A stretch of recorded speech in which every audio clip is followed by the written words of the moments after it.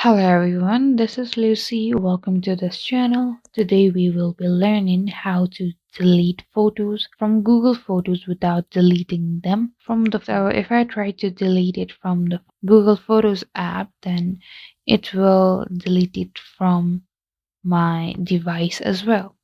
So that's not what we want. We want it to delete it from the Google Photos only. So for that, I will use my browser. The I'm using the Google Chrome.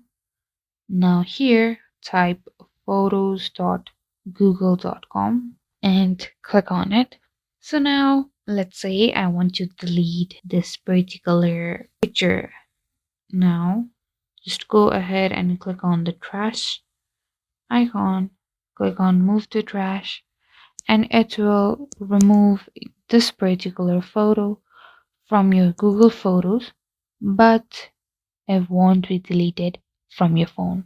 Just make sure that you're using the browser instead of the app itself in order to delete it from the Google Photos. Thank you guys for watching. For more videos, don't forget to like and subscribe, and I'll meet you guys in the next one.